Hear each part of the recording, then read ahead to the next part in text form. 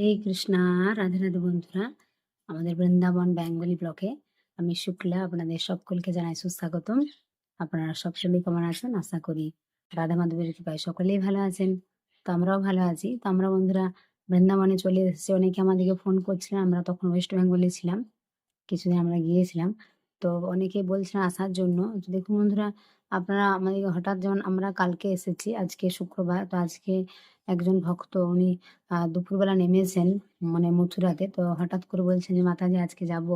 তো ওনাকে আমরা নিতে পারলাম না এই কারণেই, কেননা আমরা যেহেতু কালকে এসেছি, তো আমরা রুমগুলো কিছু পরিষ্কার করেছি। তো এতদিন যেহেতু ছিলাম না কয়েকদিন, তো আমাদের রুমগুলো একটু পরিষ্কার করতে হবে। হ্যাঁ? তারপরে একটা নিজেদেরও রেস্টের ব্যাপার রয়েছে। তো সেজন্য আমরা নিতে পারিনি। হঠাৎ করে ওনারা বললেন। কেননা পরের সপ্তাহে আমাদের আবার গ্রুপ আসবে। তো দেখুন, কোনো গ্রুপ আসলে কি হয়, তার আগে আমাদের মার্কেটিং করা থাকে, অনেকটা ব্যস্ততা থাকে। তো আপনারা বন্ধুরা কি করবেন, আগের থেকে যদি বুকিং করেন তো সুবিধা। যেমন আমাদের দুর্গাপুজোর সময় অনেকেই ৭ টা ৮ টা গ্রুপ সবাই বলে রাখছেন। তো সবাইকে তো নেওয়া যাবে না। হ্যাঁ, ১ টা কি ২ টো গ্রুপ নেওয়া যাবে, বাকি গ্রুপকে তো নেওয়া যাবে না। তো এখন যে টিকিট হচ্ছে, যেহেতু আগস্ট মাস, এখন টিকিট হচ্ছে অক্টোবরের টিকিটগুলো। তো অনেকে আমাদেরকে কি করছেন, আগে থেকে যারা বুকিং করে রাখছেন তাদের তো কনফার্ম হবে। আর যারা হঠাৎ করে বলবেন, তখন হয়তো আমাদের রুম বুকিং থাকলে আমরা দিতে পারব না। আমাদের খারাপ লাগে। তো কিছু করার নেই বন্ধুরা, আমরা ক্ষমা প্রার্থী। যদি আমাদের রুম বুকিং থাকে তাহলে আমরা কোথা থেকে দিব, তাই না? তো অনেকে, তবু আমরা কিছু ভক্ত যখন মানে এমার্জেন্সি থাকে তখন আমরা গেস্ট হাউসে হয়তো করে দিই। কিন্তু সেটাও আপনাদের বন্ধুরা আগের থেকে বলতে হবে, কেননা হঠাৎ করে বললে তো হয় না। হ্যাঁ? কারণ যখন দামোদর মাস পড়বে বৃন্দাবনে তখন অনেক ভিড়। অজস্র ভক্ত, আপনার মতো অসংখ্য মানে লক্ষ, লক্ষ ভক্ত সেই সময় দর্শনের জন্য আসে। তারপর কিছুদিন পরে রয়েছে ঝুলন পূর্ণিমা, জন্মাষ্টমী, রাধাষ্টমী। তো অনেক ভক্তবৃন্দরা আসবে এই সময়। তো আপনারা যারা বন্ধুরা, যেমন রাধাষ্টমীতে আমার আর বুকিং নেওয়া যাবে না, ওই সময় তো আমার ২ টো গ্রুপ আসছে। একটা আগে, তারপর একটা রাধাষ্টমীর সময়। তো আপনারা বন্ধুরা কি করবেন, আগের থেকে বলবেন অবশ্যই। কেননা না হলে আমরা দিতে পারি না, আমাদেরও খারাপ লাগে। তো আমরা যে কয়েকদিন ছিলাম ওয়েস্ট বেঙ্গলে, অনেক জায়গা, কিছু জায়গা দর্শনে গিয়েছিলাম। যেমন আপনাদের দেখিয়েছিলাম, আমরা বিষ্ণুপুর গিয়েছিলাম দর্শনে। হ্যাঁ, আমাদের ওখানে বড় প্রভু, মাতাজি, মা, দাদা সবাই একসাথে, অনেক ভালো। তো কয়েকদিন ছিলাম, মা সুন্দর, সুন্দর রান্না করতো, অনেক ভালো। হুম।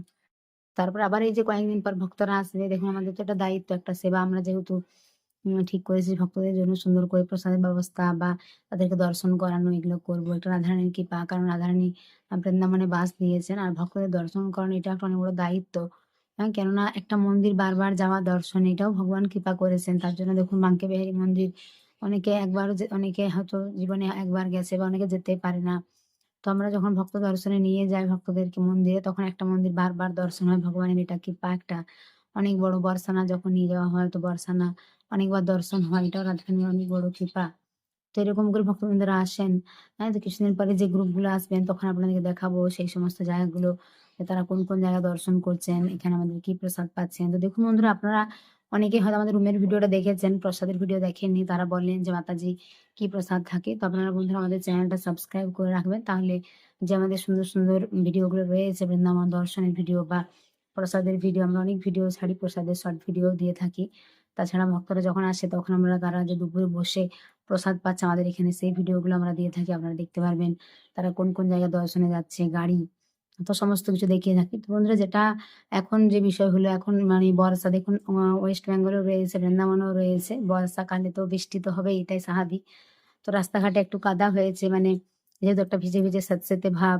তো এই যেটা মেইন সমস্যা, জামাকাপড় শুকোনোও কিন্তু অনেক একটা সমস্যা। তো দেখুন মানুষের জন্য মানে যখন গ্রীষ্মকাল হোক, বর্ষা হোক, শীত হোক, মানে সবসময় একটা অসুবিধা থাকে, তাই না? বন্ধুরা, গ্রীষ্মকাল হয় যখন, বলে অনেক গরম বা বৃষ্টি হলে ভালো হতো। তারপর যখন টানা বৃষ্টি হয় তখন মানুষ বলে এত বৃষ্টি, একটু রোদ হলে ভালো। হ্যাঁ? কারণ আবার যখন দেখবেন শীতকাল, আমাদের বৃন্দাবনে যেমন শীত, শীতের সময় এত ঠান্ডা, প্রায় ৪ ডিগ্রি ৫ ডিগ্রি ডিসেম্বরে এরকম ঠান্ডা। তো সেই ঠান্ডার মধ্যেও থাকতে হয় যারা বৃন্দাবনে বাস করে। এখানে এটা হলো রাধারানীর একটা কৃপা, হ্যাঁ? অনেক বড় তপস্যা।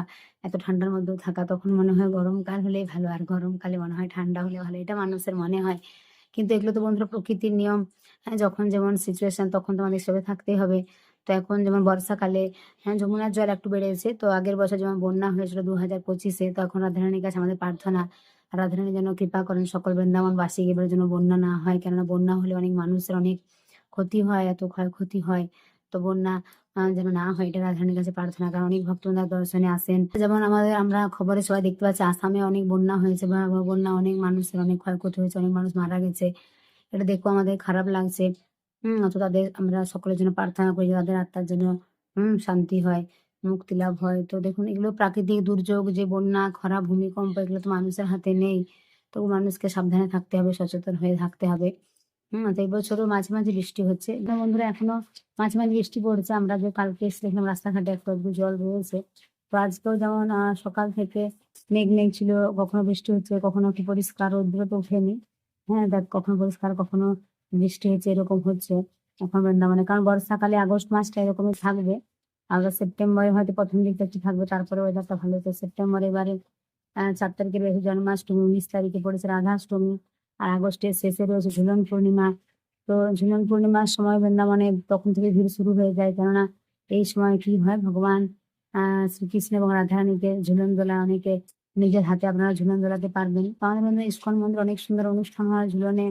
ঝুলন পূর্ণিমা তো রয়েছে ২৮ তারিখে, ২৮শে আগস্ট। কিন্তু মানে ৭ দিন ধরে অনুষ্ঠান চলে। একটা লাইন দিয়ে ভক্তরা লাইন দিয়ে দাঁড়ায় এবং সেখানে রাধা কৃষ্ণের ঝুলন দোলা করা হয় অনেক সুন্দর, এবং সকল ভক্তরা এরকম করে একটা রশ্মি থাকে, সেখানে ঝুলন দিয়ে ভগবানকে ঝুলন দোলাতে পারে। বলা হয় যে নিজের হাতে যদি আপনি ঝুলন দোলান বা ঝুলন দোলায় ভগবানকে দর্শন করেন, রাধা কৃষ্ণকে, তাহলে কিন্তু আমাদের মোক্ষ লাভ হয় এবং এই সংসারে আর মানে মাতৃ জঠরে আর আসতে হয় না, অর্থাৎ আমাদের আর পুনর্জন্ম হয় না। হরি বল। তো অনেক সুন্দর মাহাত্ম্য রয়েছে ঝুলনে, রাধা কৃষ্ণকে ঝুলনে, মানে ঝুলন দোলার মধ্যে যদি আপনি দর্শন করেন, অনেক ভালো, অনেক কৃপা।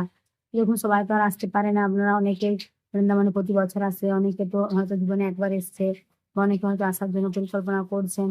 তো আপনারা এরকম রাধারানীর কাছে প্রার্থনা করবেন, তো রাধারানী ঠিক আপনাদেরকে নিয়ে আসবে, আপনারা বৃন্দাবনে ভগবানের এত সুন্দর সুন্দর লীলাস্ত্রীগুলো দর্শন করতে পারবেন। তো আপনারা বন্ধুরা যারা আমাদের চ্যানেল অবশ্যই আমাদের চ্যানেলটিকে সাবস্ক্রাইব করবেন। আর আপনারা অবশ্যই আগে থেকে বুকিং করবেন, কেননা যখন ২ মাস আগে টিকিট হয়, এখন তো টিকিট নিয়ে অনেক সমস্যা। অনেকে তো টিকিটেই পাচ্ছে না। তো এটাও আপনারা আগে থেকে চেষ্টা করবেন, তাহলে হয়তো টিকিট পেয়ে যাবেন।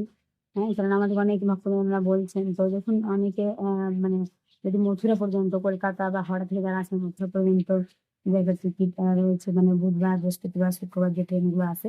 তাছাড়া আপনারা যদি এইদিকে না পান, তবে আগ্রা বা দিল্লি হয়ে এইদিকে ট্রেন বেশি রয়েছে। বাতুনদুলা পর্যন্ত ট্রেন আছে। যাদের যাদের মানে যাদের যেমন সুবিধা রয়েছে তারা সেরকম আসতে পারেন, আপনাদের যার যেখান থেকে সুবিধা রয়েছে। তো অনেক সময় ট্রেন লেটও হয়, এবং আমরা এসেছিলাম কালকে, আমাদের ট্রেন লেট ছিল কিছুটা। তো তারপরে আমরা রাধারানীপুরটায় পৌঁছে গেছি। এখন পরে সেসব ভক্তরা আসবে, তো তাদের জন্য একটা প্রস্তুতি আমরা আগে থেকে বলে রেখেছি এই মাতাজি। তো এনাদের সাথে পরিচয় করাবো। তারপরে আরো কিছু ভক্তবৃন্দরা আসবে, পরপর সেগুলো আমরা দেখাতে থাকবো। তারা কোথায় কোথায় দর্শন করছেন, এখানে কি প্রসাদ পাচ্ছেন, সব সুন্দর করে। তো আপনারা সকলে মিলে ভালো থাকবেন, সুস্থ থাকবেন। আর এখন বন্ধুরা চলছে চাতুর্মাস। তো সকলে সুন্দর করে চাতুর্মাস ব্রত পালন করবেন, ভগবানের মন্দিরে যাবেন, ভগবানের মন্দিরে ভগবানের আরতি দর্শন করবেন, সেই মন্দির পরিক্রমা করবেন। ভগবানের মন্দির, বিষ্ণু যেকোনো বিষ্ণু মন্দির আপনারা ৪ বার পরিক্রমা করতে পারেন।